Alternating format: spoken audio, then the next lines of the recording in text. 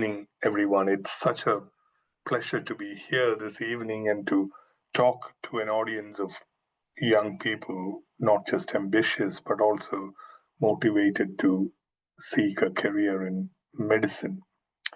So, Ezel wanted me to set the scene by giving a general introduction to the National Health Service and then leave it to the other speakers today to pick up on the weightier themes.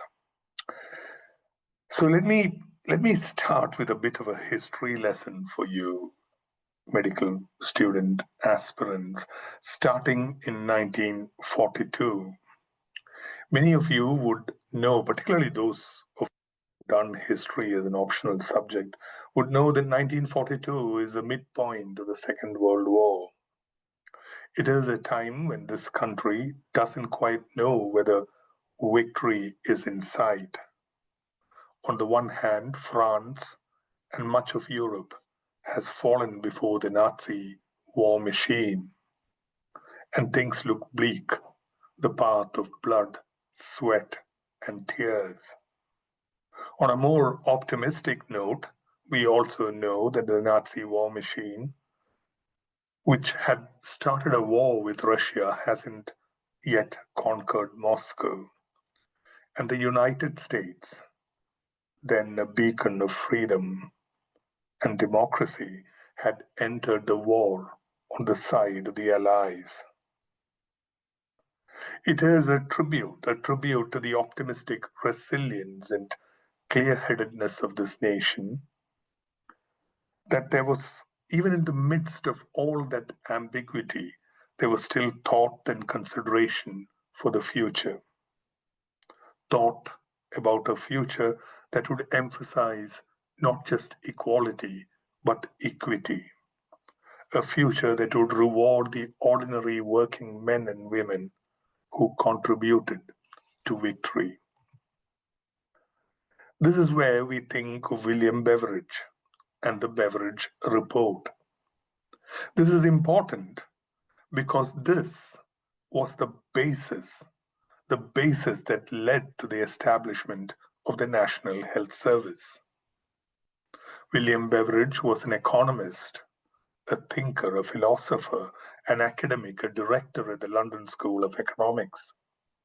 He was tasked by the wartime coalition government to create this report that sets out a vision for the post-war future. The Beveridge Report, and some of you would know about this already, the Beveridge Report spoke about the 5 malevolent giants to be tackled on the pathway to reconstruction. And it is there on that slide: idleness, want, disease, ignorance, and squalor. Its proposed solution was quite radical. The state should have an active role in facing down these malevolent giants. The report proposed non-means tested benefits to all citizens on a range of issues, from maternity grants to children's allowances and disability benefits. It proposed the creation of a society which, in some ways, you were indeed the good neighbor, one that did not walk by on the other side. The creation of a universal health service, accessible and affordable for all, was part of that Beveridge vision. Fast forward to 1945, a country victorious in war and yet totally broken in its economy. That country would face a test of its soul to decide whether these noble aspirations of the Beveridge Report would withstand the reality test. The 1945 election campaign, as election campaigns are everywhere, was brutal, with the sitting prime minister warning of a socialist Gestapo state, and the then Labour Party committing to the vision and optimism of the Beveridge report. The result was a spectacular landslide for Clement Attlee and his Labour Party. Ironically, William Beveridge himself, who had become a member of the Liberal Party in 1944 and gained a seat in Parliament, lost his seat in the 1945 election. The man whose vision shaped an age lost his own seat. Such are the vagaries of history. Soon after the 1945 election, efforts were underway to introduce the National Health Service. And you should know this. Aneurin Bevan, the son of a Welsh coal miner who left school at 14 and later worked in the mines himself, went on to become the youngest cabinet minister in the Clement Attlee government, the Secretary of State for Health. He was the architect of the National Health Service. The obstacles on that pathway came not just from opposition parties. It came from other quarters too. The BMA, the British Medical Association, was not just against, but overwhelmingly against the introduction of the NHS. And this was not all due to selfish interest, and it is this complexity that one needs to understand. At least some of that opposition may have been driven by a realistic fear that a state-run system where doctors would be employees of the state would seriously undermine professional independence and autonomy. There were concerns from patients too that their care could be decided not by their own agency, but by a bureaucrat on behalf of the state. Notwithstanding all this, by May 1948, the BMA had recommended that doctors should join the NHS. And on the 5th of July 1948, the NHS was launched. Mr. Bevan would remark later that this was achieved by stuffing the mouths of doctors with gold. So what is the basic structure of the NHS? At its very basic level, it means that every citizen in the country is registered with a general practitioner. That is primary care. Primary care is not just the first port of call, it is also a gatekeeper for access to secondary and tertiary care in hospitals or more specialist hospitals. All this is based on clinical need and not the capacity to pay. It is funded by central taxation and free at the point of delivery. The central feature of the system is that it completely and utterly removes the fear of bankruptcy when faced with ill health, an interesting contrast with other healthcare systems in the so-called civilized world. The NHS's genius has been its capacity to evolve over time. Just a few years from its inception, there was a move away from everything being free at the point of delivery. Dental and optician charges were introduced in 1951, barely 3 years after the NHS was launched. And this was a response to the financial squeeze due to the Korean War. The NHS's creator, and William Beveridge resigned from the government in protest.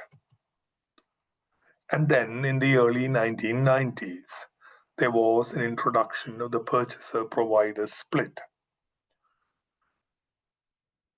And this means that while everything is funded by central government, by central taxation, one branch of government, or one branch of government-funded agencies would be funding the purchasing aspect, while another branch, the provider hospitals, and this is how the NHS Trust came into being, would do the providing bit. The theory, of course, was that multiple providers would compete against each other and, you know, contest for the most cost-effective way of providing services. We can all have our views on how that turned out. And what has happened over the years, from the late 90s to over the next 20 or 30 years, is a fundamental difference from how the world was in the late 40s. There is an increased demand. There is an increase in the level of expectations, and there is an inevitable increase in the length of waiting lists. And to deal with this, and for those of you who are aspirants for medicine, it is very important that you understand that in a system where medical education is funded by the state, it is important for the state to consider the increased demand and the lengthening waiting lists. And their solution was the introduction of non-medical individuals as clinical practitioners and physician associates and physician assistants and so on. While this was intended with the best of intentions as a way of cutting waiting lists and meeting consumer demand, it has now led on to doctor unemployment and widespread dissatisfaction, not just among doctors, but also amongst the general public. And this is where you need to be aware of something that came out in October 2025, the Medical Training Review, what is billed as a Phase 1 diagnostic report. I mean, at the risk of slightly depressing you, it says in 2023, over 3/4 of UK doctors completing Foundation Year 2 in England did not or could not progress directly into core training, the first rung of the postgraduate training process. The report concluded that what is needed is not incremental change in postgraduate medical training, but a fundamental rethink. And these are some of their suggestions. They said there should be a review of the ratio of new international medical graduates to those who are already in the NHS, a less rigid differentiation between training and service roles with more flexibility and more of a review of the rotational structure of training. More training places. I mean, this is an idea borrowed from places like Canada and Australia. More training places in more needy areas. And a widening of the training sites beyond the conventional NHS sites. Less bureaucracy for educators, less bureaucracy is a standard slogan for most things. And then bring in changes in line with the NHS 10-year plan. And I would encourage you to Google and be prepared for questions on the NHS 10-year plan. Review the recruitment structures with a better balance between local and central strategies. And finally, develop clinical academics. Develop clinical academics, and that is what I'm going to end my talk on. This goes back to the question of who is a doctor. There is a temptation to think that medicine is a collection of skills, and it is very clearly not. If medicine was a collection of skills, then people could go to a series of short training courses and become doctors. That is patently inaccurate and untrue. Medicine at its core is an academic specialty. It takes 10 to 15 years of sweat and swat and hard work to mold a medical student into a consultant or equivalent. It is a rigorous academic process based on core academia, but honed in the field of an apprentice model.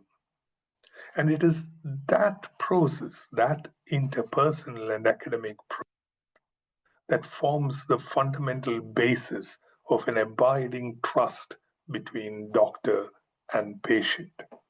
And those of you aspiring for a career in this field needs to have a proper appreciation of that. Healthcare systems will come and go, governments will come and go, but that central principle of the relationship between doctor and patient and the fundamental basis of the academic roots of medicine will remain true. If you want a slightly informal but more detailed examination of that issue, do look at that blog of mine on my LinkedIn page. I've slightly overrun. Those are my contact details for those of you who wish to contact me. I'm very grateful for your attention, and I'll hand over back to Ezel.